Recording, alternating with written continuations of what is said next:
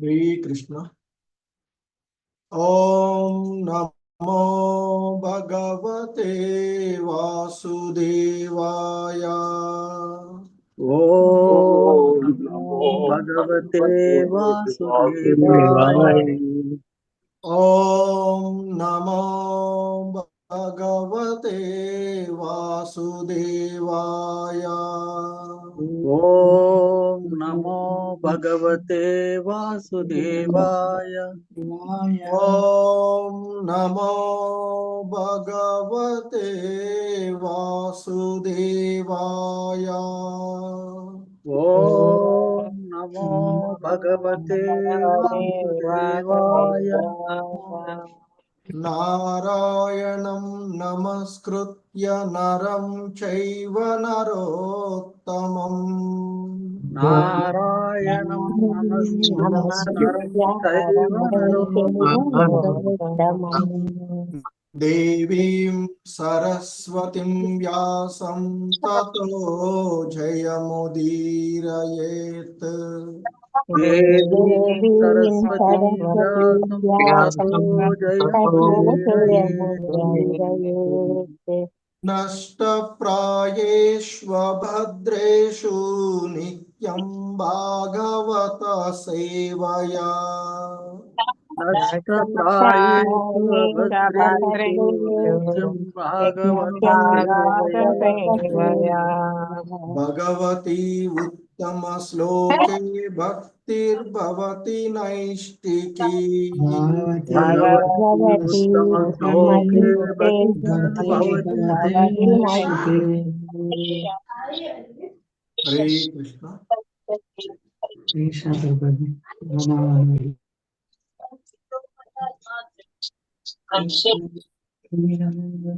Hare Krishna. So ఈరోజు శ్రీమద్ Bhagavatam class కి స్వాగతం తెలియచేస్తూ ఉన్నాము.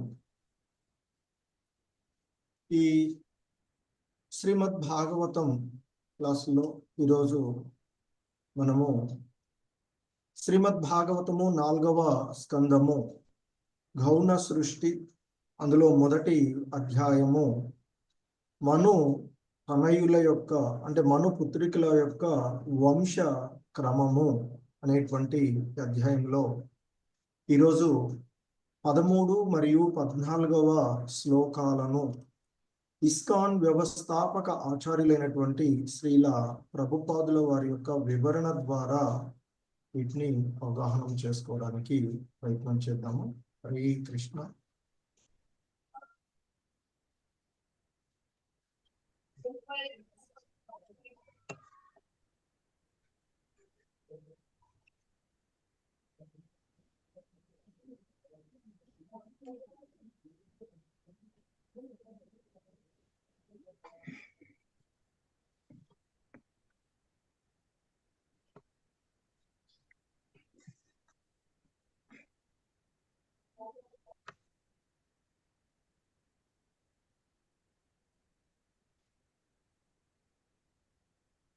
హరే కృష్ణ. శ్రీమద్ భాగవతము 4వ స్కందము మొదటి అధ్యాయము 13వ శ్లోకము. Please repeat. పత్ని మరీచేస్తు కళా. పత్ని మరీచేస్తు కళా. పత్ని మరీచేస్తు కళా. పత్ని మరీచేస్తు కళా. పత్ని మరీచేస్తు కళా. పత్ని మరీచేస్తు కళా. శుశువే కర్దమాత్మజా. శుశువే కర్దమాత్మజా.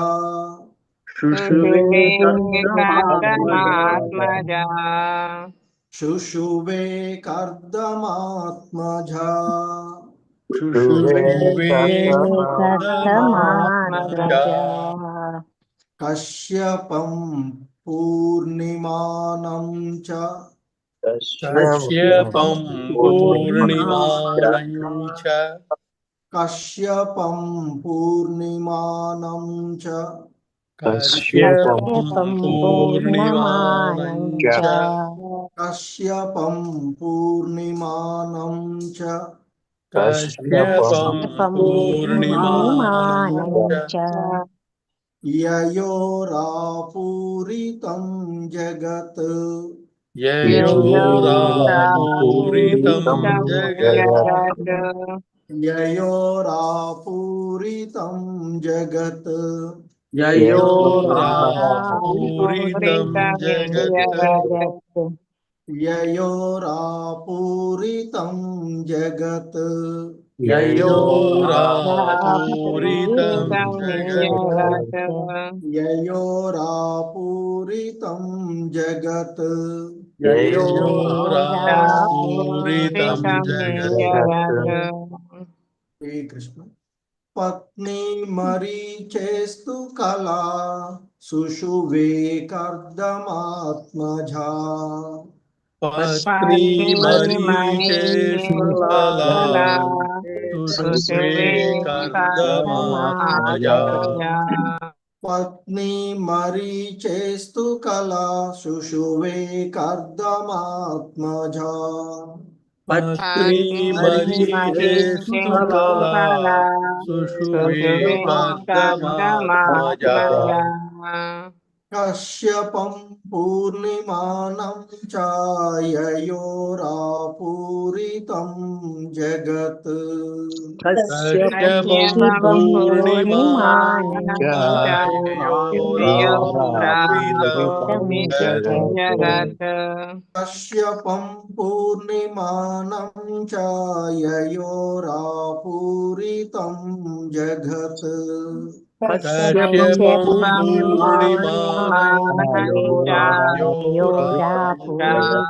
జగత్ శ్రీకృష్ణ మొత్తం శ్లోకం పత్ని మరీచేస్తు కళా శుశువే కర్దమాత్మజా కశ్యపం పూర్ణిమానం చ యయోరాపూరితం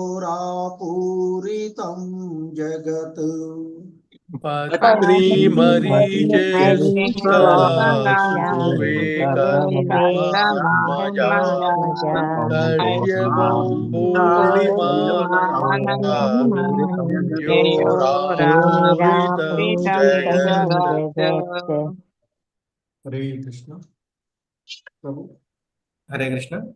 శ్లోకం చదవాలనుకునే వాళ్ళు హ్యాండ్ రైజ్ చేయండి. ప్రభుజీ వసంత్ భాయ్ మాతాజీ, సత్యం ప్రభుజీ. హరే కృష్ణ ప్రభుజీ.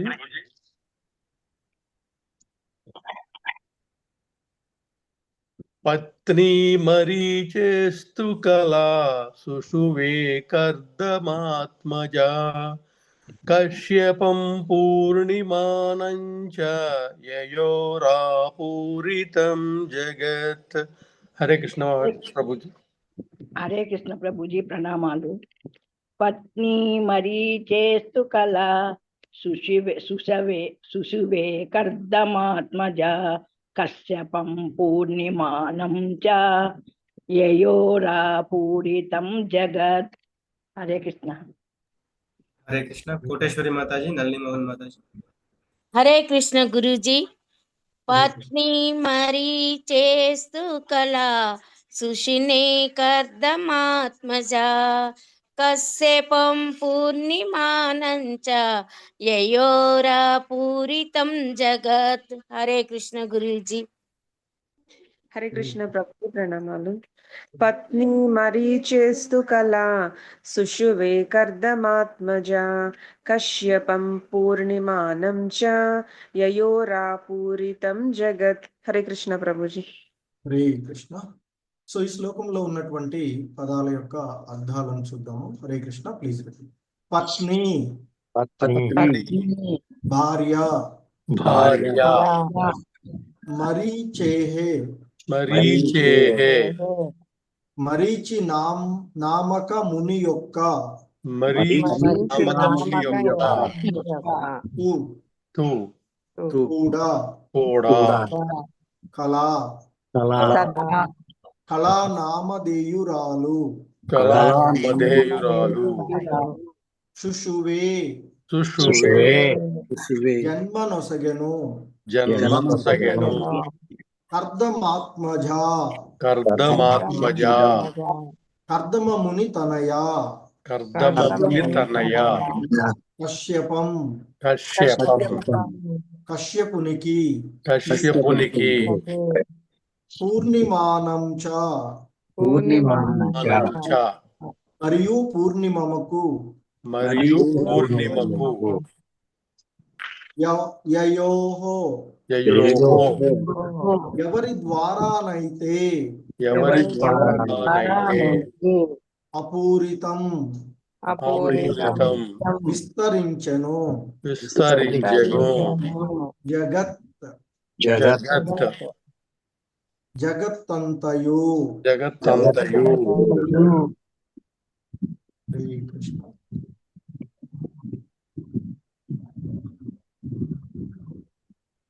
మరీచిని వివాహమాడిన మరీచిని వివాహమాడిన కర్దమముని తనయగు కర్దముని తనయగు కళ ఇరువురు సంతానమును బడిసెను. ఇరువురు సంతానమును బడిసెను. కశ్యపుడు పూర్ణిమ అనునవి వారి నామములు వారి వంశస్థులు ముల్లోకములయందు వ్యాపించిరి.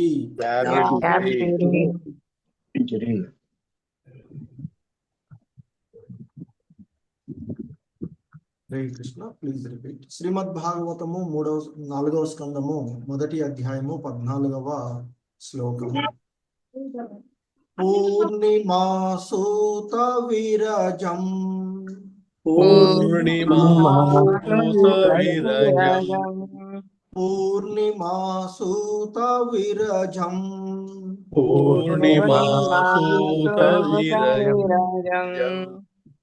పూర్ణిమాసూత విరజం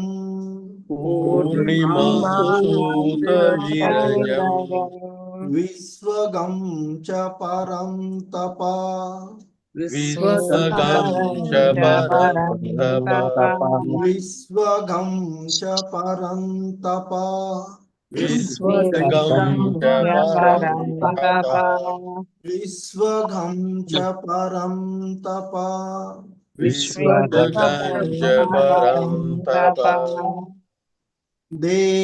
దేవకుల్యాం హరే పాదౌ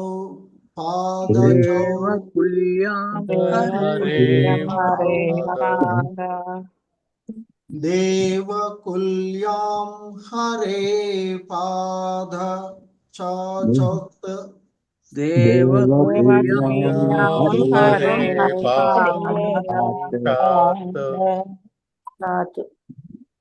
హరే కృష్ణ. ఈ శ్లోకంలో దేవకుల్యం హరే పాద చౌచాద్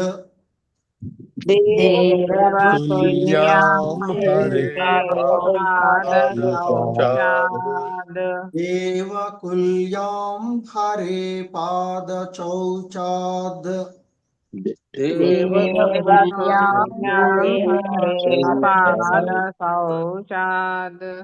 యాభూత్ సరిద్ధివః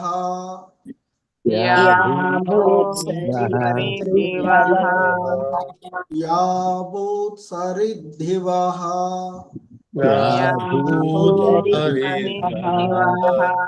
యాభూత్ సరిద్ధివః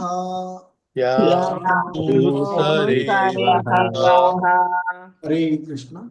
పూర్ణిమాసూత విరజం విశ్వగం చ పరం తప పూర్ణిమాసూత విరజం విశ్వగం చ పరం తప పూర్ణిమాసూత విరజం విశ్వగం చ పరం తప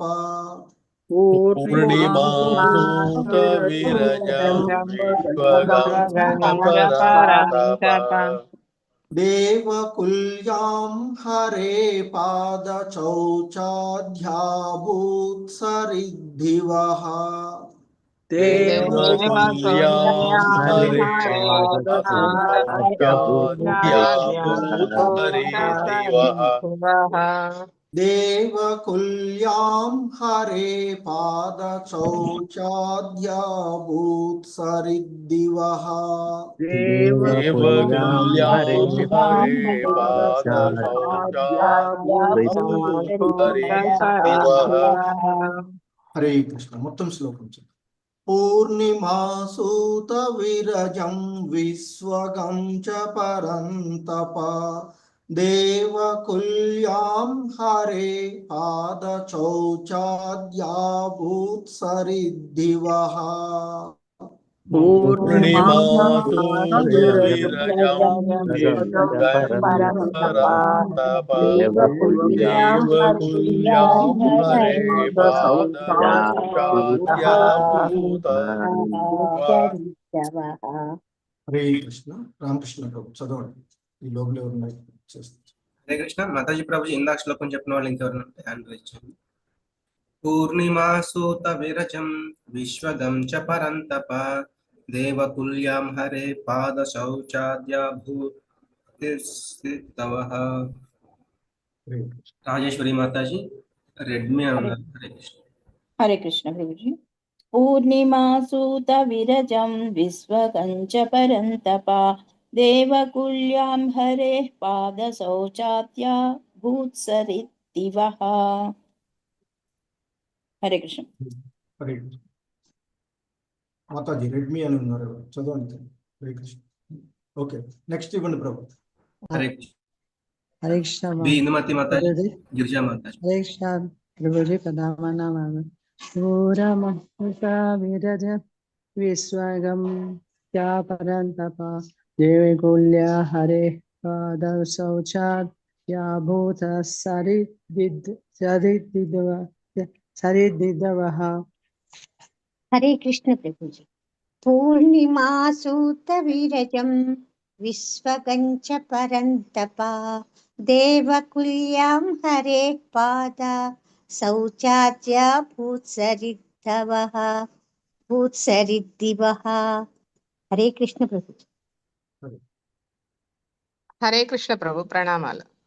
పూర్ణిమాసూత విరజం విశ్వగంచ పరంతప దేవకుల్యాం హరే పాదశౌచాధ్యాభూత్సరిద్ధివః. హరే కృష్ణ ప్రభు. ఉమాపతి ప్రభుజీ, నాగలక్ష్మి మాతాజీ. హరే కృష్ణ ప్రభుజీ.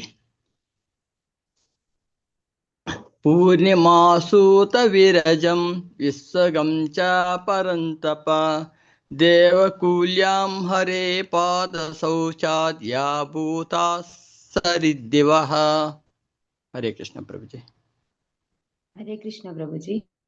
పూర్ణిమాసూత విరజం విశ్వగం చ పరంతప దేవకుల్యాం హరే పాదశౌచాధ్యాభూత్సరిద్ధివః. హరే కృష్ణ. ఇంకా ఇద్దరికి ఏమన్నా ప్రభుజీ? ఇవ్వండి, ఇద్దరికి ఇచ్చేసారు. హరే కృష్ణ. లక్ష్మీ పాలిక మాతాజీ, విశాలవతి మాతాజీ. హరే కృష్ణ. హరే కృష్ణ. పూర్ణమాసూత విరజం విశ్వగంచ పరంతప దేవకుల్యాం హరే పాదశౌచాధ్యాభూత్సరిద్ధివః. హరే కృష్ణ. హరే కృష్ణ ప్రభుజీ. పూర్ణిమాసూత విరజం విశ్వగం చ పరంతప దేవకుల్యాం హరే పాదశౌచాధ్యాభూత్సరిద్ధివః. హరే కృష్ణ. హరే కృష్ణ. సో ఈ శ్లోకంలో ఉన్నటువంటి పదాల యొక్క అర్థాలను చూద్దాము. పూర్ణిమ. పూర్ణిమ ఎనువాడు.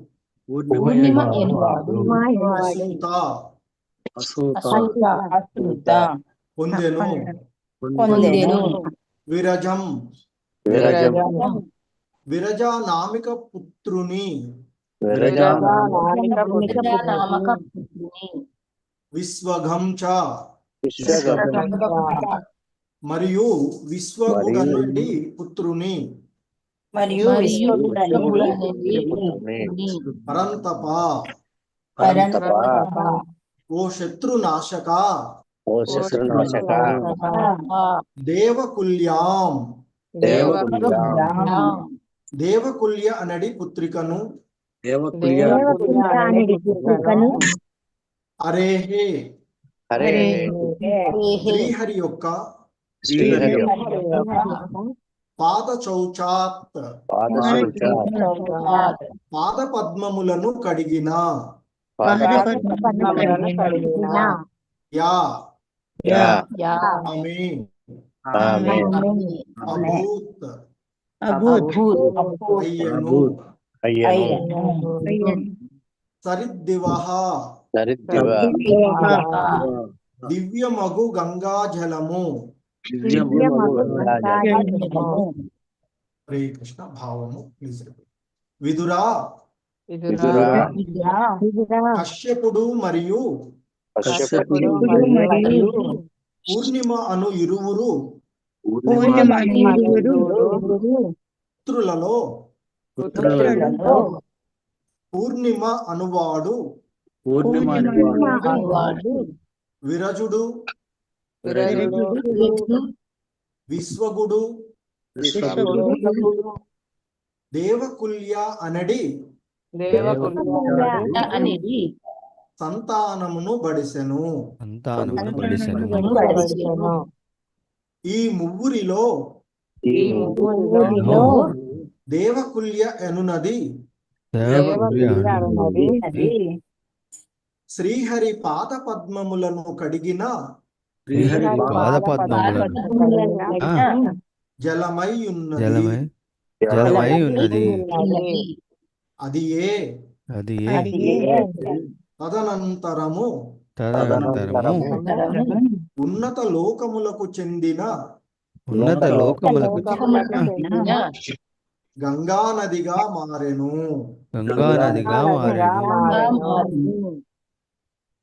శ్రీ కృష్ణ భాష్యము. కశ్యపుడు మరియు పూర్ణిమ అనువారిలో పూర్ణిమ అనువాని వంశస్థులను గూర్చి ఇచ్చట వివరించబడినది. వారి విస్తృతమగు వర్ణనము షష్టమ స్కందమున వసగబడినది. గంగా నదికి దేవకుల్య అధిష్టాన దేవతయని కూడా ఇచ్చట తెలియవచ్చుచున్నది. ఆ నది స్వర్గలోకము నుండి ఈ లోకమునకు దిగి వచ్చినది. శ్రీహరి పాద పద్మములను కడిగిన కారణమున అది పరమ పవిత్రమైనదిగా భావింపబడును. హరే కృష్ణ. జగద్గురు శ్రీల ప్రభుపాద్కి జై. సో ఇది శ్రీల ప్రభుపాదుల వారి యొక్క భాష్యము, అలాగే భావాలు ఈ శ్లోకాలకు ఇవ్వబడినటువంటివి. హరే కృష్ణ. ఓం అజ్ఞానతిమిరాంధస్య జ్ఞానాంజనశలాకయా చక్షుర్మిలితం యేన తస్మై శ్రీ గురవే నమః. శ్రీ చైతన్య మనోభీష్టం స్థాపితం యేన భూతలే స్వయం రూపః కదా మహ్యం దదాతి స్వపదాంతికం. వందేహం శ్రీ గురు శ్రీయుత పద కమలం శ్రీ గురూన్ వైష్ణవాంశ. శ్రీరూపం సాగ్రజాతం సహగణ రఘునాథాన్వితం తం సజీవం సాద్వైతం సావధూతం పరిజన సహితం కృష్ణ చైతన్య దేవం శ్రీ రాధా కృష్ణ పాదాన్ సహగణ లలిత శ్రీ విశాఖాన్వితాంశ. నమో ఓం విష్ణు పాదాయ కృష్ణ ప్రేష్టాయ భూతలే శ్రీమతే భక్తి వేదాంత స్వామినితి నామిని. నమస్తే సారస్వతే దేవే గౌరవాణి ప్రచారిణి నిర్విశేష శూన్యవాది పాశ్చాత్యదేశ తారిణి.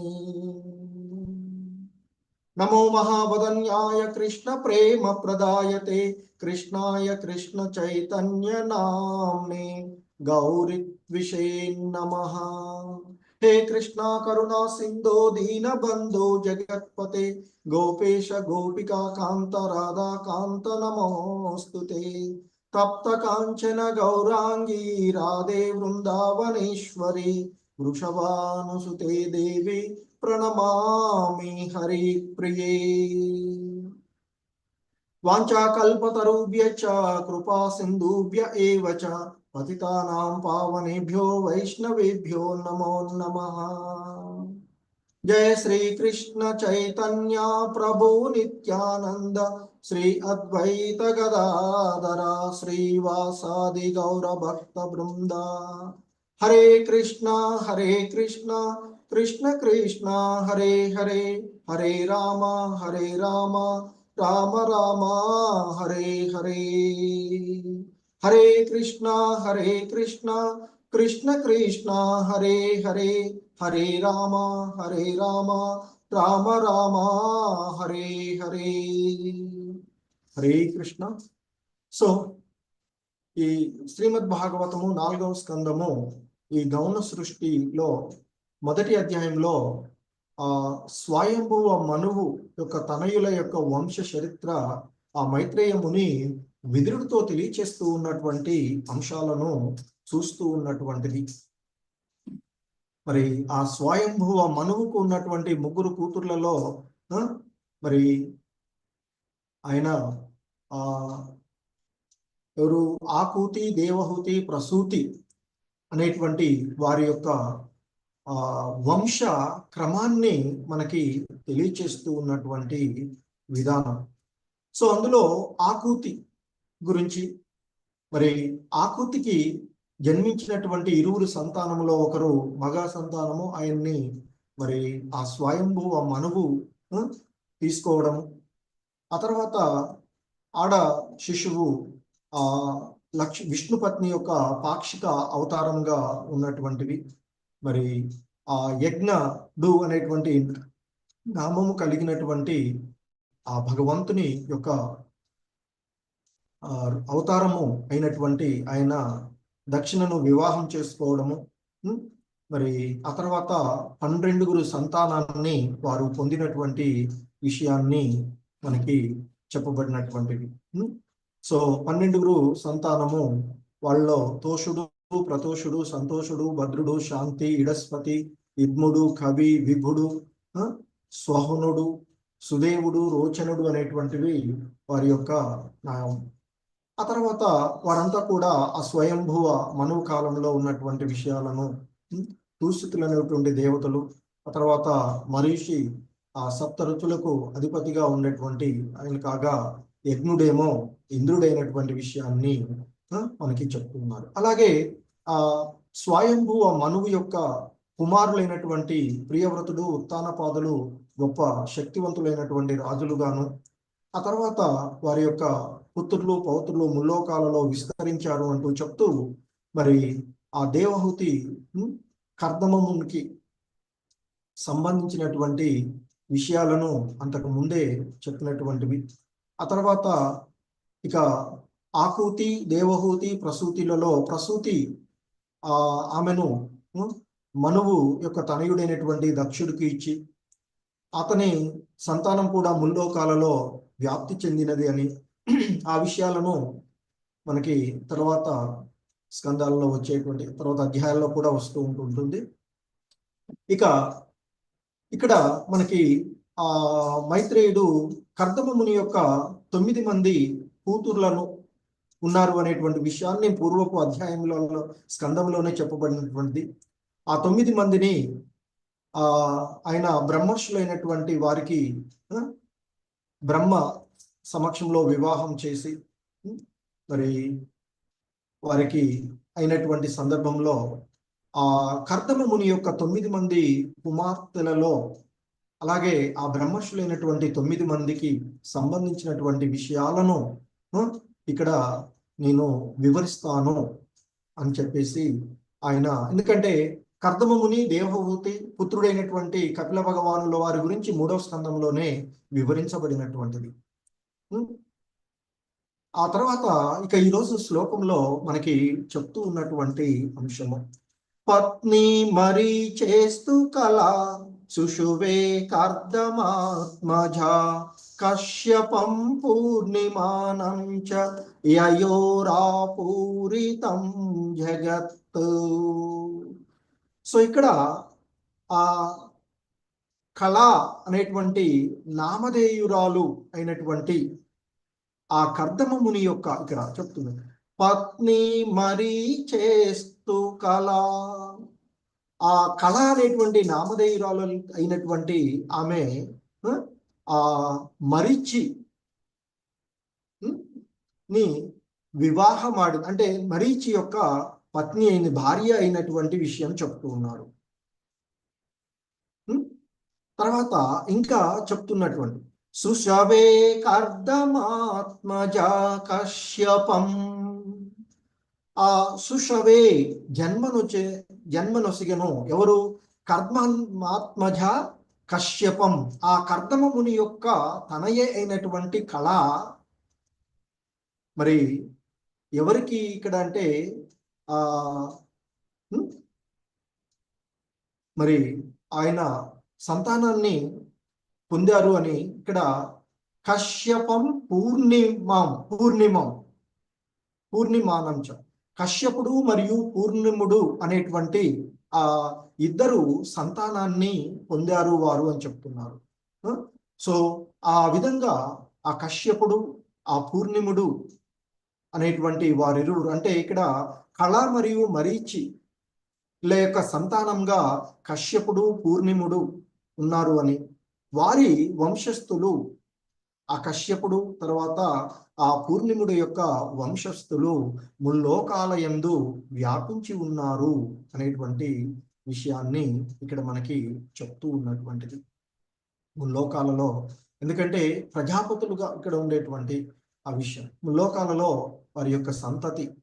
సో ఇక్కడ పూర్వపు శ్లోకంలో చెప్పబడినట్లుగా మరి ఆ 9 మంది కుమార్తెలను గురించి నేను వివరిస్తాను, నా ద్వారా విదురా అంటూ ఆ మైత్రేయ ముని చెప్పినటువంటి దాంట్లో ఈ 13వ శ్లోకంలో ఆ కర్దమ ముని యొక్క కర్దమ ముని యొక్క పుత్రిక అయినటువంటి కర్దమ ముని యొక్క తనయ అయినటువంటి కళ నామధేయురాలు కలిగినటువంటి ఆవిడ మరీచిని వివాహమాడి ఇరువురుని సంతానంగా పొందినది.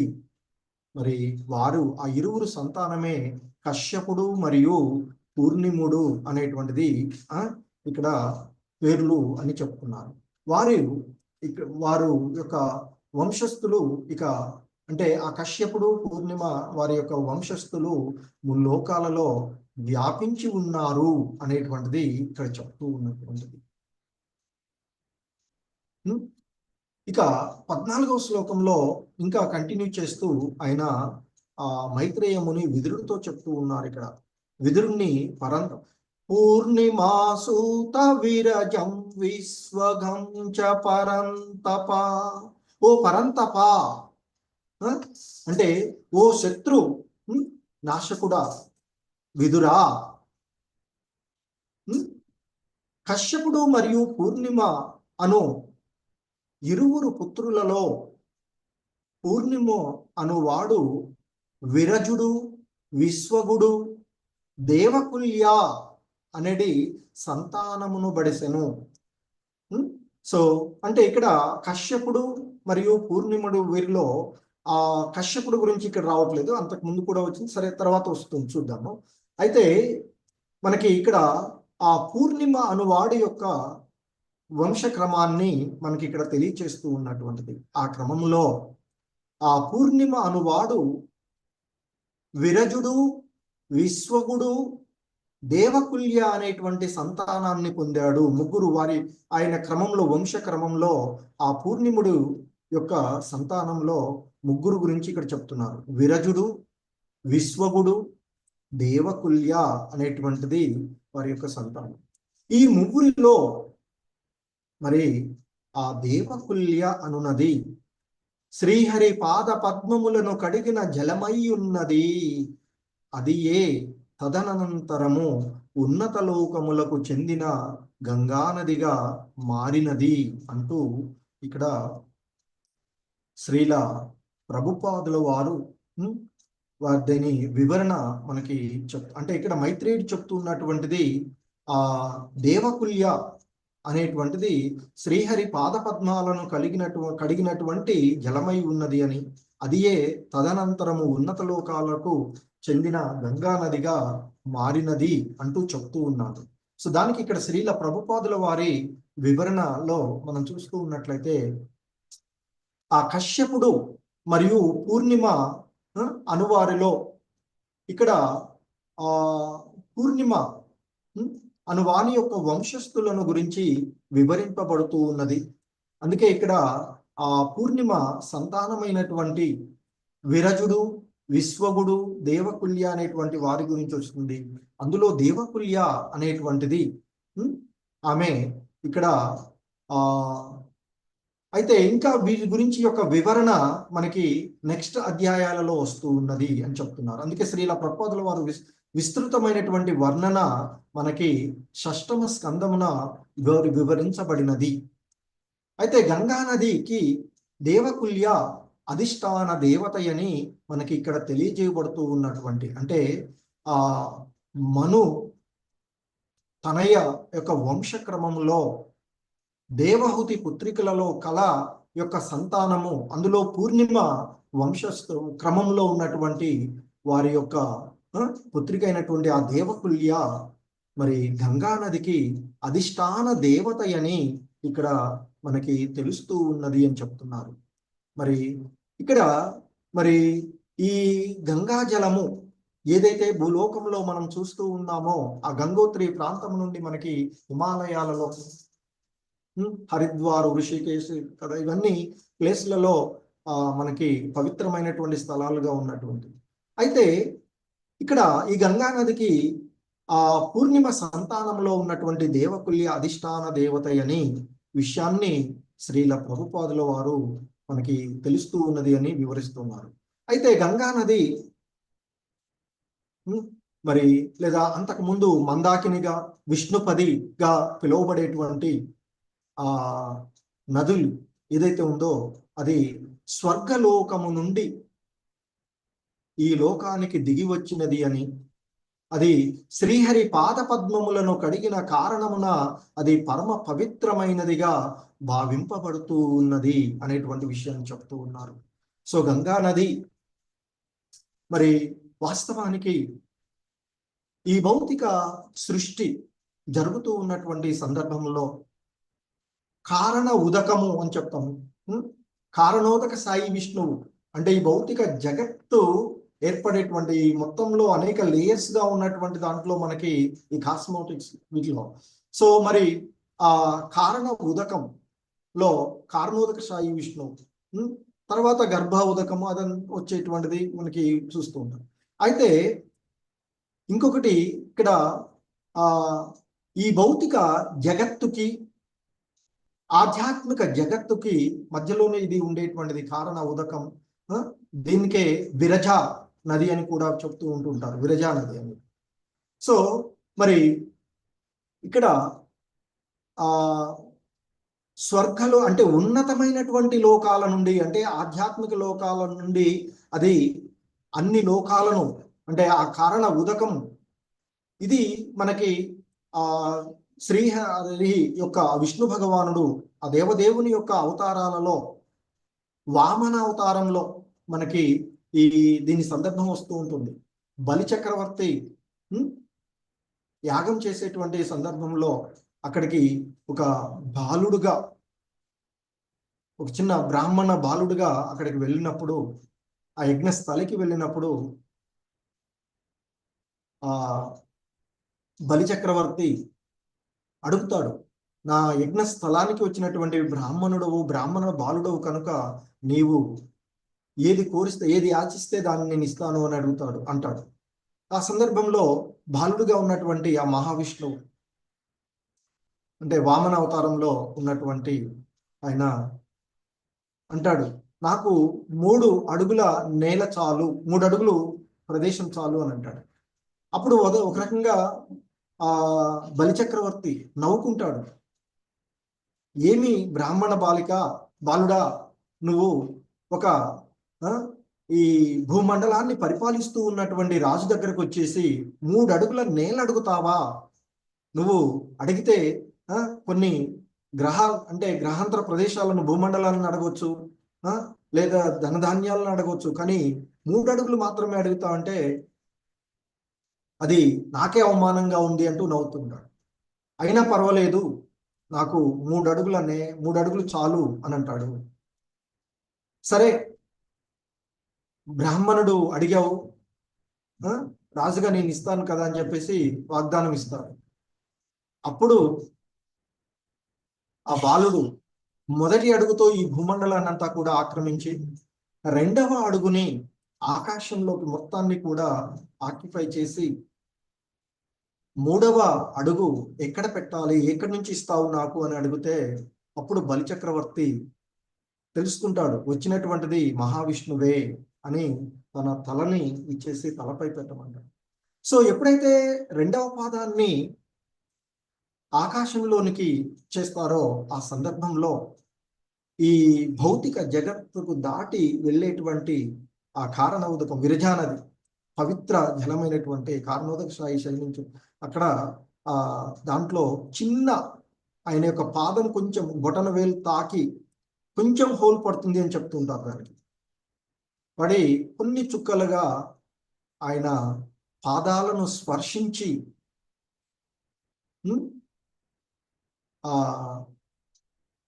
వస్తూ ఉన్నటువంటి ఆ జలం చుక్కలు కొన్ని జలమే ఆ ఉన్నతమైనటువంటి లోకాలన్నింటినీ, మనకు పైన ఉన్నటువంటి ఉన్నత లోకాలన్నింటినీ కూడా ధ్రువలోకము, ఆ తర్వాత దేవతా లోకాలన్నింటినీ తిరుగుతూ వచ్చేసి బ్రహ్మలోకానికి వచ్చినప్పుడు ఆ జలంతోనే ఆ విష్ణు భగవానుడి పాదాన్ని కడుగుతాడు అని చెప్తుంటారు. సో ఆ విధంగా చరణామృతం, మనం ఆలయానికి వెళ్ళినప్పుడు మార్నింగ్ దర్శనం చేసుకున్నాక చరణామృతం కొన్ని చుక్కలు తీసుకొని ఉంటాం. అది ఆ భగవంతుణ్ణి ఎర్లీ మార్నింగ్ ఆలయాల్లో అభిషేకం చేసినటువంటి జలం, ఆ భగవంతుని పాదాల ద్వారా వచ్చినటువంటి ఆ చరణామృతం. మనం ఎంతో ఆలయానికి వెళ్తే చరణామృతాన్ని ఎంత ఇష్టంగా తీసుకుంటాం, ఎంత ఇది పవిత్రమైనటువంటిదిగా భావిస్తాము. అలాగే మరి ఇది కూడా చరణామృతమే. చరణం అంటే పాదాలు, అమృతం నెక్టర్ కదా, అమృతం. మరి అమృతం అనేది అందరికి తెలిసిన పదం. సో భగవంతుని పాద పద్మాల నుండి వచ్చినటువంటి ఆ అమృతం అది. సో కాబట్టి ఎలాగైతే చరణామృతాన్ని మనం తీసుకుంటే, సాధారణంగా చరణామృతం భగవంతుని పాద పద్మాల్లో ఆ విష్ణు భగవానుడు ఆ వామనావతారంలో ఉన్నప్పుడు ఆయన పాదాలకు అంటే అక్కడ అలంకరించబడినటువంటి ఆ కుంకుమ వాటితో కలిసి కొంత రంగుగా మారుతుందని చెప్తారు. అలాగే ఆ జలం ఇంకా ఎంత పవిత్రమైందంటే ఆ చరణామృతంగా చెప్పబడేటువంటి ఆ జలం ఆయన పాదాలకు భక్తులు సమర్పించినటువంటి తులసీ దళాల చేత కూడా అది తడవబడి ఆ జలం ఎంతో పవిత్రమైనది అని చెప్తారు. అందుకే గంగా నదిలో స్నానం చేసిన గంగా జలాన్ని తీసుకున్న అన్ని రోగాలు కూడా నశించిపోతాయి అని చెప్తారు. అంతేకాకుండా బాహ్య ఆంతరిక శుద్ధి కూడా జరుగుతూ ఉంటుంది ఆ గంగా జలాల వలన. సో ఆ విధంగా మరి అక్కడ ఆ ఉన్నత లోకాలలో ఏదైతే మన భూమండలాన్ని గంగా జలంగా వస్తుంది, మందాకినిగా చెప్తారు, విష్ణుపది. ఎందుకంటే విష్ణు పాదాలను తాకి వచ్చినటువంటి ఆ జలం విష్ణుపదిగాను, అలాగే మందాకినిగాను, అలాగే ఇప్పుడు చెప్తున్నట్టు ఈ దేవకుల్య ఆ జలాలకు అధిష్టాన దేవగా ఉన్నటువంటి అంటని చెప్తారు. ఆ తర్వాత బ్రహ్మ కడిగిన తర్వాత బ్రహ్మలోకం నుండి ఆ తర్వాత వివిధ లోకాల ద్వారా స్వర్గలోకం నుండి భూలోకానికి ఇక్కడ మనకి మేరోదక పర్వతం అని చెప్తారు. దాన్ని తాకేసి అలా ప్రవహిస్తూ ఈ భూమండలంలోనికి వస్తుంది.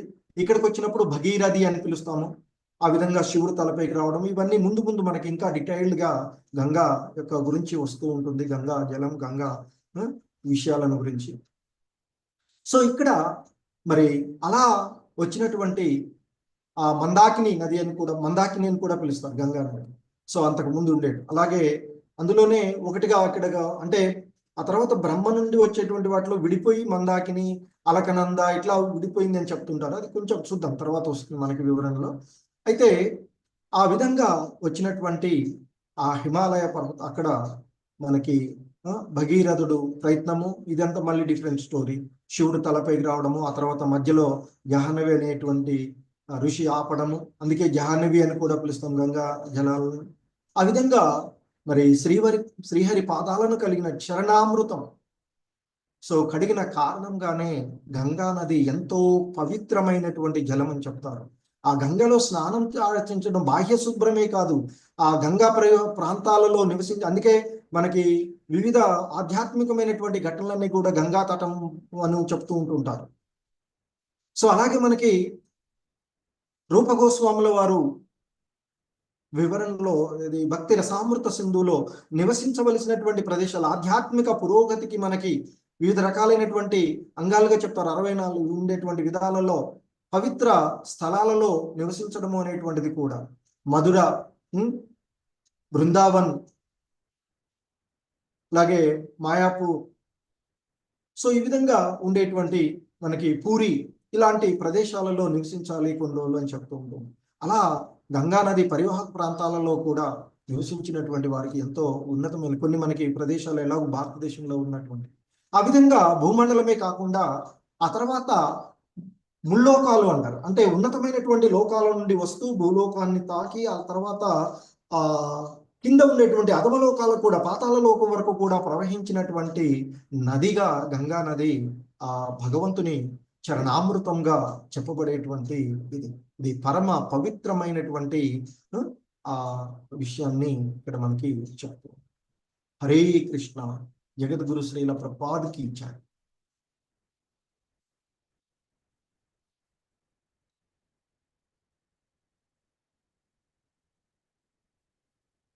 హరే కృష్ణ. ప్రభుజీస్, మాతాజీస్, ఎవరైనా